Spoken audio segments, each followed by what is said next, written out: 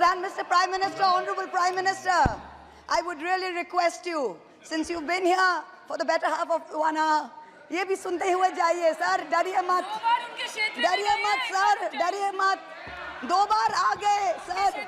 You came to my area twice during the campaign, sir. आज तो सुन के जाइए sir. Never mind, my bad luck. Honorable Speaker sir, Rahul, Honorable Speaker sir, my esteemed colleagues in this newly constituted 18th Lok Sabha, I stand here on behalf of my party, the All India Trinamool Congress. कोई बात नहीं, वो मेरे LOP है, वो already मुझे सुन चुके हैं, वो मेरे LOP है.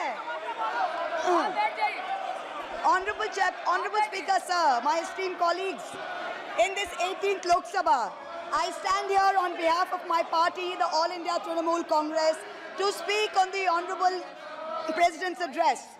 The last time I stood here, sir, I was not allowed to speak.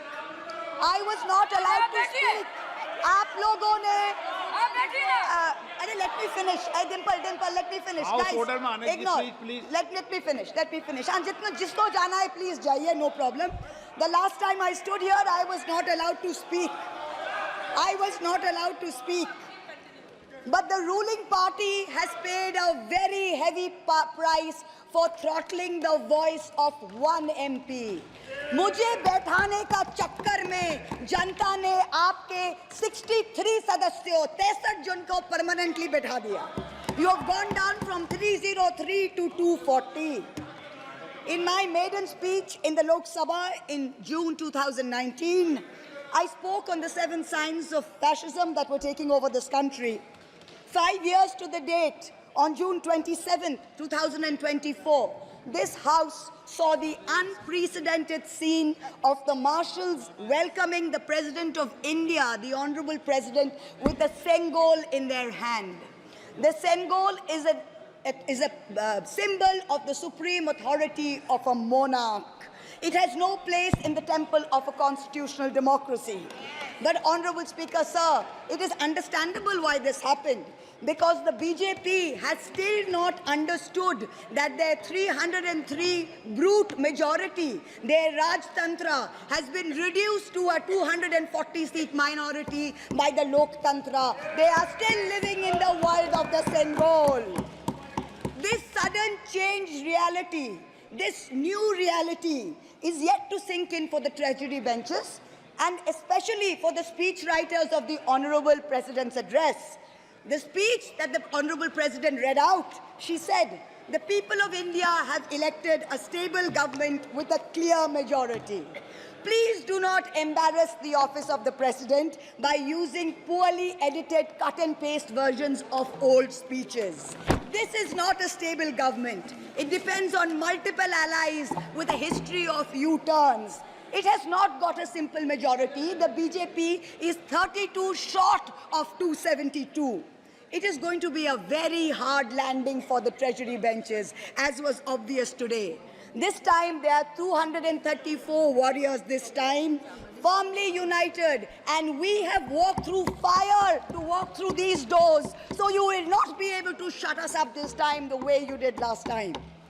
There are numerous statements in the Honorable President's address that defy even a tenuous link to truth and to reality. Like in my 2019 maiden speech when I spoke in 7 signs, today I have picked out 6 themes from the Honorable President's address, and I will analyze how each of them is an exercise in fallacy and exercise in untruth. The address covers many issues, but I have chosen 6 themes. The first theme, the Northeast. The Honorable President's address says that the government has increased allocation for the Northeast by 4 times, has worked for increased and lasting peace in the area. Now, I have one question. Why is the word Manipur nowhere in the speech? Why do we refer to the generic Northeast? During the Lok Sabha campaign, the BJP, the ruling party, the Honorable Prime Minister mentioned many words beginning with the letter M. Musalman, Mullah, Madrasa, Mughal, Mutton, Machli, Mujra, Mangal Sutra, but not once did they mention Manipur. We don't need to act east. The government says we want to act east. We don't need you to act east. Look east, walk east, and most important, embrace east. I stand here for my brothers and sisters of Manipur, and I quote the revolutionary poet Pablo Neruda. One morning the bonfires leapt out of the earth. One morning the bonfires leapt out of the earth, devouring human beings. And from then on, the fire. From then on, blood. Come, see the blood on the streets. Come, see the blood in the streets. Please go to Manipur, see the blood in the streets. The second theme in the President's address, women empowerment. The speech says, women in our country had been demanding greater representation in the Lok Sabha and Vidhan Sabhas, and today they stand empowered by the Women's Reservation Act. This is a complete untruth. Firstly, you conveniently delayed reservation for women in parliament because you actually fear women. You fear Nari Shakti. You want their support, but you certainly don't want us here. The 17th Lok Sabha had 78 women, 14.3%. The 18th Lok Sabha, this Lok Sabha, has only 74 women. 4 women less than last time, only 13.6%. The ruling party, the BJP, had called a special session to bring in the Women's Reservation Bill.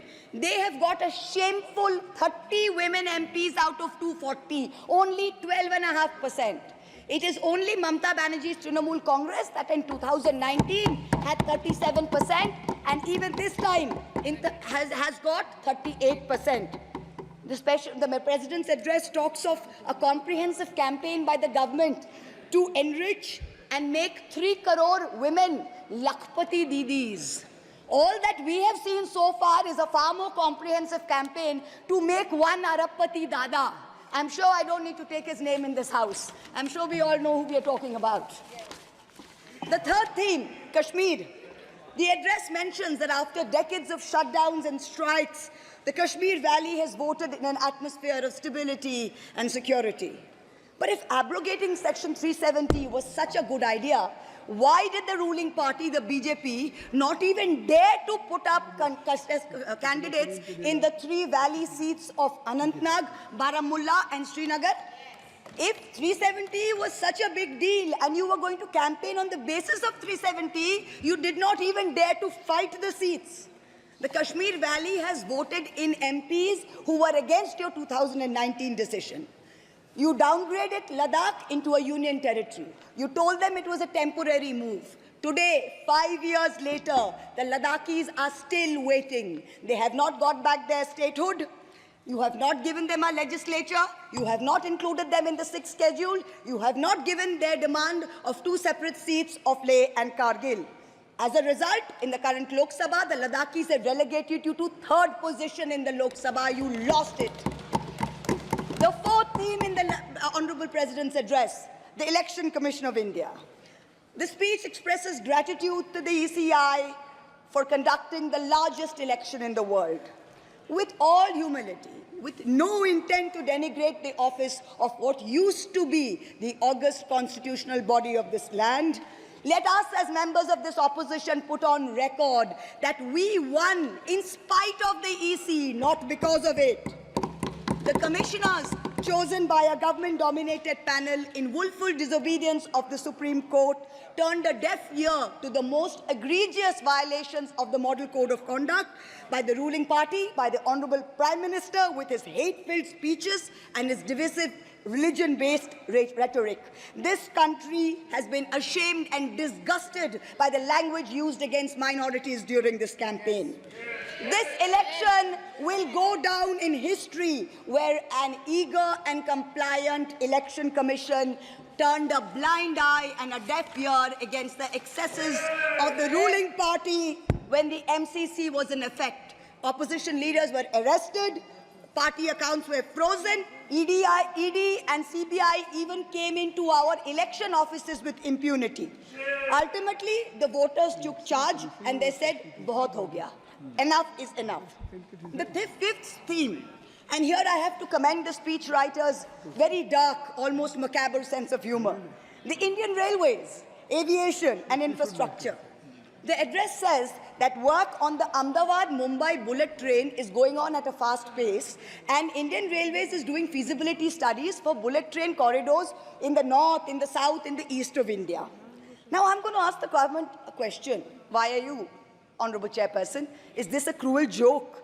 You are sanctioning 1,08,000 crores, 1,08,000 crores for one single Mumbai-Ahmedabad bullet train.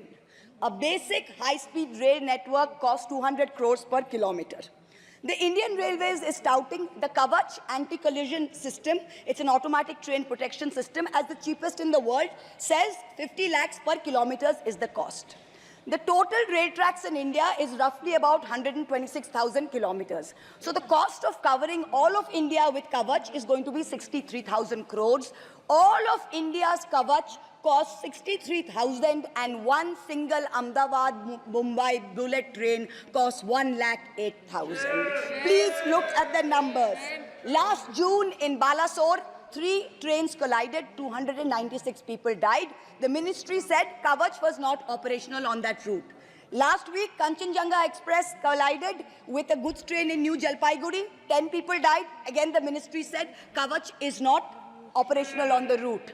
The Economic Times had a survey which said at the current level of funding, it will take 50 years for all of India to be covered under Kavach. And you're telling us about bullet trains. And please don't start shouting about what it was during Nehru's time. We don't know and we don't care. False equivalences cannot take the place of real body bags. The address mentions about how India is apparently the 3rd largest domestic aviation hub of the world. In truth, India's airports have become domestic hazard hubs. First in Jabalpur, then in Delhi, then in Rajkot. Newly constructed airports have canopies falling down, killing people. The newly constructed Rampath in Ayodhya has had 3 cave-ins in the last week. The Pragati Maidan tunnel is flooded. The Atal Setu has developed cracks. The Ram temple's roof is leaking. This is exactly what happens when infrastructure is poorly planned and rushed in order for photo opportunities by the supreme leaders. The sixth theme, competitive cooperative federalism. Honorable Chairperson, sir, the last decade saw the most brutal government-sponsored throttling of cooperative federalism that this country has ever seen. I speak for my own state of West Bengal. The centre has withheld 7,000 crores in Manrega funds. 17 lakh households have been deprived for work already done. It has held back 8,200 crores under the rural housing scheme, over 11 lakh houses sanctioned but not paid. Another 1,000 crores has been held back in pension and PMGSY. A total of 16,000 crores. When we went to meet the Rural Development Minister, we were dragged out by the Delhi police and bundled into prison vans. Last week, as a delegation, we went to meet with Atishi of the AAP, who was on hunger strike. Look at what is happening in the AAP government in Delhi today. The Aam Aadmi is in power in Delhi. There was a 1994 water sharing agreement which mandated Haryana to release 613 million gallons of water per day to Delhi. Haryana is run by the BJP government, and they have reneged on this agreement. They are releasing 100 million gallons less per day, as a result of which 28 lakh people in Delhi are having to go without water per day. This government's competitive cooperative federalism seems to be an exercise in how to compete on how to choke opposition-run states. भैया हमको बैठाना आप पे बहुत भारी पड़ा, हमको मत बिठाइए, बहुत भारी पड़ा आप पे, बहुत भारी पड़ा. The government spent the past 5 years. Honourable member, kindly you address to the chair. The government spent the first 5 years in almost perfecting an elected autocracy. And by the end of 2023, this government had reached the pinnacle of their arrogance, where this parliamentary democracy was replaced by a monstrous super cult, the cult of the supreme leader, the non-biological leader, born of the Paramatma, who stood in this house and proclaimed, "Ab ke baar 400 par, and ek akela kitno pe bhari pada." This was the turning point. This was the turning point when the destiny of the ruling party changed. whether in Greek mythology, whether in Indian mythology, if you act with arrogance towards the gods, you will be punished. We have 33,000 gods in India. But in our democracy, the most supreme of them is the Gana Devata, the Lord of the people, and they have punished you. You may have formed a government again, but yours is a Pyrrhic victory, a victory which inflicts such a devastating toll on the victor that it is tantamount to a defeat. In Bengal, the supreme leader started his Vijay Sankalp Yatra on March 1st in the constituency of Arambagh, then came to Krishnanagar, then came to Barasat, ended on May 29th in Calcutta. मेरे ऊपर तो विशेष कृपा की उन्होंने दो बार आए. The BJP lost all these seats. The Honorable Prime Minister did 23 campaign meetings in Bengal and lost in 20 seats. In Maharashtra, the Honorable Prime Minister campaigned in 18 seats. The NDA lost in 15 of them. एक अकेला कितनों पे भारी पड़ा. In Punjab, he campaigned in Hoshiarpur, in Jalandhar, in Patiala, in Gurdaspur. The BJP all lost all the 4 seats. एक अकेला कितनों पे भारी पड़ा. In Rajasthan, he campaigned at Banswara with the most disgraceful references to Muslims. In outright violation of the law, the EC kept quiet. Not only did the BJP lose Banswara by over 2 lakh votes, the BJP, which had won 25 on 25 in 2019 and won the state government only months ago, came down to 14 seats. Ek akela kitno pe bhari pada. 3 states, Uttar Pradesh, Maharashtra and Bengal, account for 170 seats. That is exactly 1/3 of India. The BJP won in only 54 of them. Ek akela kitno pe bhari pada. In 2019, the Prime Minister, the Honorable Prime Minister, had taunted the now leader of the opposition by saying that he must have used a microscope to find that one single seat in India where the minority were in majority. Honorable Chairperson, sir, it is so ironic that today the majority needed no microscope to turn the BJP into a minority. Jahan bhi majority hai, wahin aap hi minority ban gaye. आप तो घुस-घुस के मारने वाले थे ना, इस बार तो जनता ने घुस-घुस के मार दिया. The treasury benches have always claimed that the opposition lacked in hard work and in merit. We are all part of a Parivarvad. We are dynasts. Whereas they are proud to be part of a meritocracy. They are proud to be part of a Modi ka parivar. How ironic is it today that 20 ministers in the union cabinet are dynasts? How ironic is it that the Honorable Prime Minister has to take to social media himself to tell people that no, it is not Modi ka parivar, it is NDA, the Nitish Naidu Dependent Alliance. In January, the Honorable Prime Minister consecrated the unfinished Ram temple in Ayodhya. He said he was tasked with the divine duty of bringing Ram Lalla home. The Ram Mandir was going to ensure that not only would the BJP cross 400 seats, but that this government would last 1,000 years. The last time in history that we heard of a 1,000-year vision was during the Third Reich. This was the second time that we've heard of it. But then ultimately, Lord Ram said, stop, not in my name. Oti dorpe hoto Lanka. Too much arrogance, too much pride caused you to lose the kingdom of Lanka. The BJP lost in Ayodhya, Faizabad, where the temple is. It lost in Banda Chitrakoot, where Lord Ram meditated. It lost in Shravasti, where the son of the Honorable Prime Minister's ex-secretary said, my father has built the temple, campaigned in his name, you lost there. All the seats around Ayodhya, Basti, Sultanpur, Ambedkar Nagar, the BJP lost. ये तुम लोगों के नाम जपो में पहले सा आराम नहीं. ये तुम लोगों के नाम जपो में पहले सा आराम नहीं. जबरदस्ती के जय श्री राम में सब कुछ है पर राम नहीं. जबरदस्ती के जय श्री राम में सब कुछ है पर राम नहीं. Today in India, there are 2 types of leaders. Those of us who come via the voting machine, and then there are many who come via the washing machine.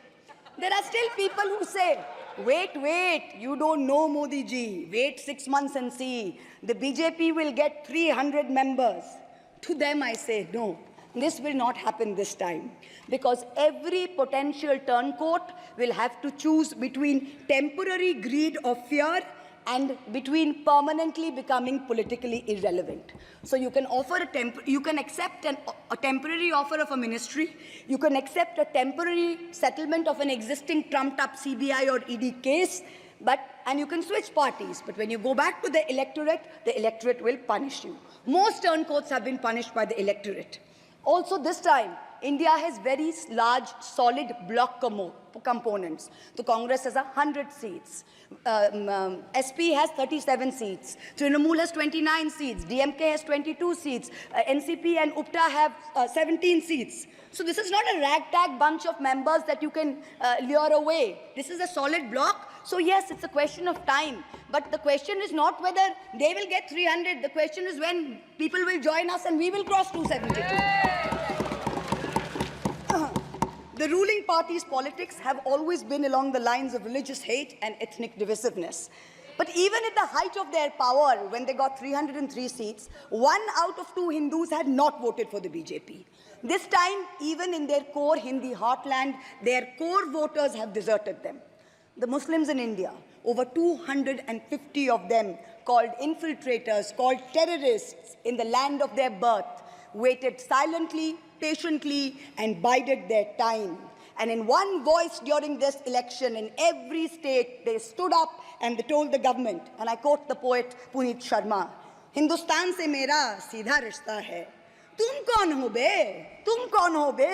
Kyun batlau tumko? Kitna gehra hai?"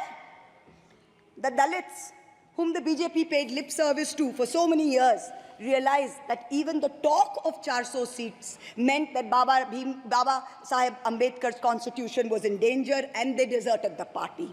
The Marathas, whom the BJP coalition had tried so desperately to woo, realized that their promises were worth nothing. The BJP and its allies lost 7 out of 8 seats in Marathwad. The Jats, the careers of their youth at risk with this ill-conceived Agniveer scheme, their farming livelihoods threatened, their female wrestlers manhandled. They vented their ire at the ballot box. Ultimately, it was the BJP's policies of exclusion, not inclusion. You wanted to exclude everybody, and that was your undoing. You didn't need Muslims. You trampled on Dalits. You ignored farmers. You ignored Jats. You marginalized Kashmiris. Well, they consolidated their voice during this election pan-India, and today they don't need you. That's the message they've given you during this election. ये देश ही अपना हासिल है जहां राम प्रसाद भी बिस्मिल है. मिट्टी को कैसे बांटोगे? सबका ही खून तो शामिल है. That's what they said. You can't divide us. You can't do it anymore.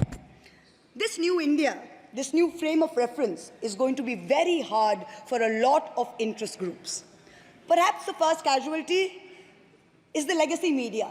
The Godi media was its own worst victim. The brown-nosing TV anchors and online trolls lied, spread fake information, amplified the government's propaganda. So-called psephologists who actually had printing contracts from the government of India were on TV 24/7 acting like the election was a done deal. There was no need for voting. The BJP had already won. Media moguls organized conclaves where they prostrated themselves before the Vishwa Guru. Anchors used staged interviews and set up scripts.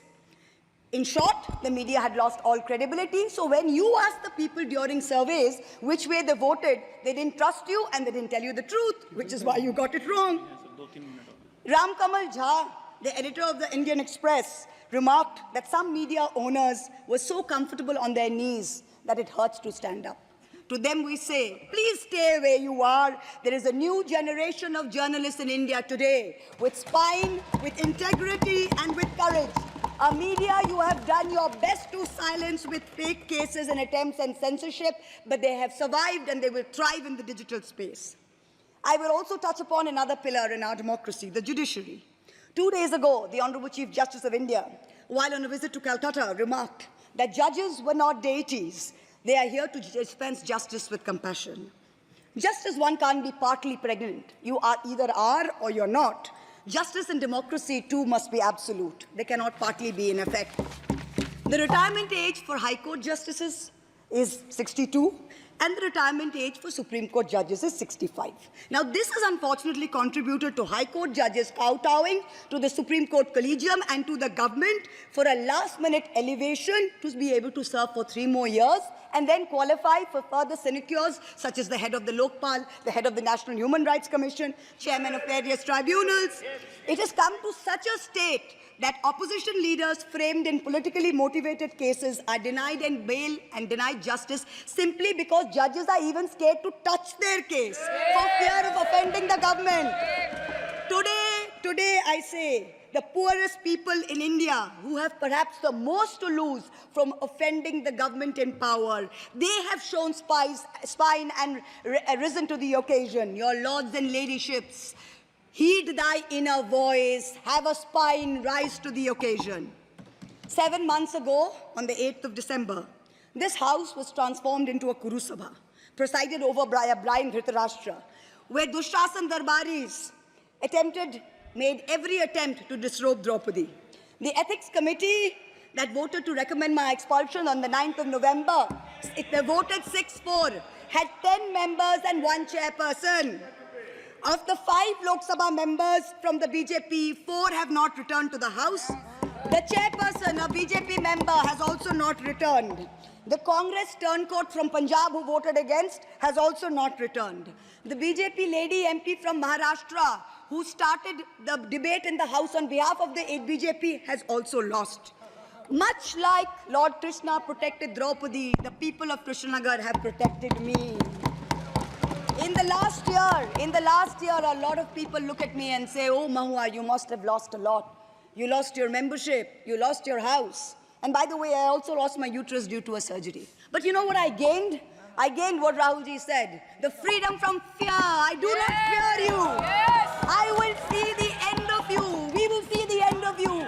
Your ED, your CBI, your income tax, your trolls, your media, your bought-out judges, nobody can scare us. The people of India are patient. They will wait patiently for this government to fall. And I hope that whoever writes the next speech for the Honorable President of India will give her the respect and the honor due by not filling it with falsity. This government has dishonored the office of the President by giving her a script that is full of lies. We wait, and the people of India wait, for the restoration of her honor and for the honor of her august office. It is in this hope that I bow my head to the holiest of our books in its 75th year of adoption. Hail the Constitution, Joy Sangvidhan. Thank you.